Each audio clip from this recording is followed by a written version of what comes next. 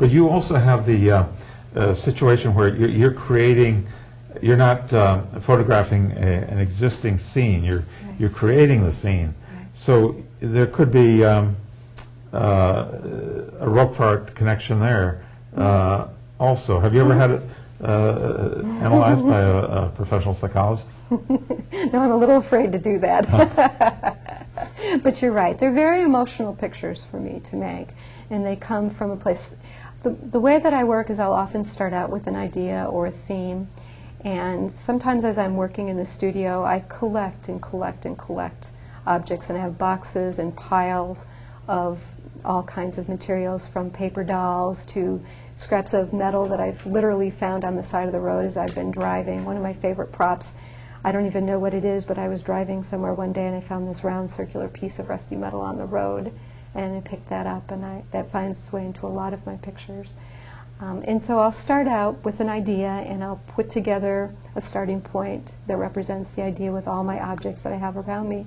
And then as I'm working, it's a little bit like the Ouija board in a way. Your mind starts to, you start out manipulating it yourself, but then the more you work, the more unconscious the process becomes. And I just start making decisions unconsciously about adding things, taking things away, and putting new elements here or there, arranging things. And then sometimes I'm really surprised at the outcome, and I've often finished a piece and hung it on the wall in my studio to look at it and just live with it for a while, and I find that it starts to say things to me that I didn't even realize I was trying to say, but I realize that they're the truth because they came from more of an unconscious part of my process. And also because I work with natural light, I don't use studio lighting.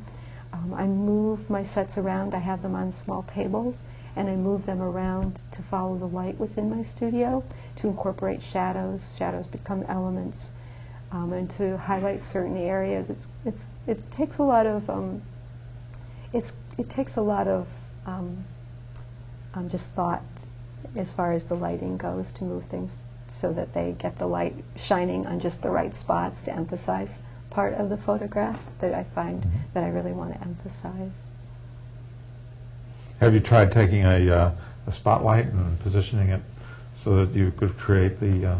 I have done some of that, more when I was doing film photography, and because I work in color, there's the temperature sensitivity of film to the different light sources, and it could create a really interesting color within the photograph to just shine a spotlight. It changes the color temperature, and the film responds a certain way to it. So it would warm up certain areas of the film, would become more yellow than they would without the spotlight. And I found that I didn't always like that.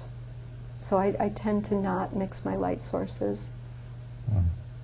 Now, when I just do random shooting for myself, which you'll see on my blog, I'll sometimes just shoot scenes out in the world as I'm traveling through the world. And I often will take photographs of incandescent lights or street lights or different light sources that do create a strange color. You know, I have a photograph that I took inside of a dentist's office with all their overhead fluorescent lights, and it makes a real green cast to the image, which was what I wanted because I was thinking you go to the dentist and oftentimes you feel kind of sick being at the dentist, and so it added to it. So sometimes I will choose a light source outside of natural light, but for the most part in my created images I just use natural light. So some of your photography is actually the real existing something you see and you just... On my blog last year I decided to do I challenged myself to do a photograph a day for 30 days. And what I did was carried my camera with me everywhere I went all day long for those 30 days. And then I had to take a photograph that got posted on my blog. And I invited people to comment. And then every time someone commented, their name would go in a hat. And at the end of the 30 days, I would draw a name out.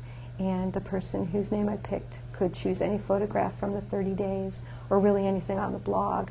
And then I would send them a copy, a print of that image.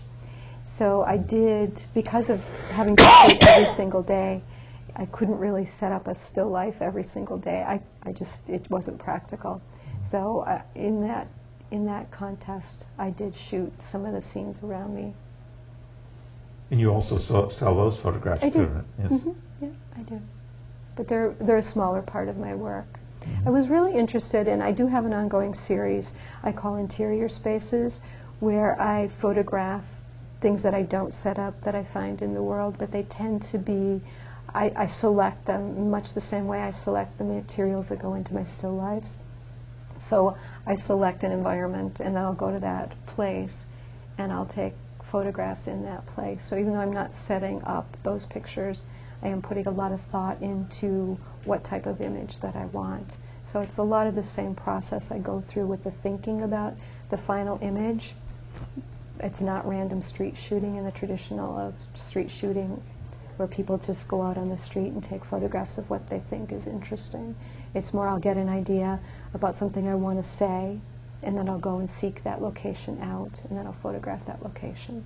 So that's an ongoing series that I do work on. I see a little relationship between your selection of the photographs and my abstract art. I wrote the computer program to create the art with the computer, but the computer can create something 20 million art works. So my part is to sit there and choose what I think is important, and that's similar to your choosing the scene to create your photograph. Exactly. And I think it's the same thing that painters choose when they're painting. They don't have to include absolutely everything in their work. I think all artists make those conscious decisions about what to include and what not to include. And I think that that's where the line starts to become drawn between an amateur and someone who works as a hobbyist, like you mentioned earlier in our conversation, is that the intention of what you're trying to say. A lot of times, you know, people who, they just like to take pictures or they like to paint pictures, and that's fine, but their intention isn't to communicate something real specific or to communicate an opinion or a thought or a feeling, and it's not as intentional. And I think that's where you start getting into the world of art and the thinking in the world of an artist, is the work is made very intentionally for a reason. But you said that some of your work, you didn't know the next day why you had... Right. But I still started out with intention to communicate a certain issue. And then it moves. That's the really beautiful thing about a lot of, I think a lot about my artwork, is that I try to open up and let the work take direction. I start from a certain point, and I do make all the decisions, everything within my image, even the interior series where I'm going to a location and shooting that location. It's all intentional in the beginning, but it does tend to have a life of its own.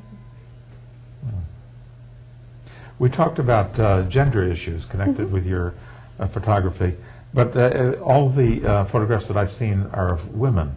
Do you ever include men? I do, but not as often.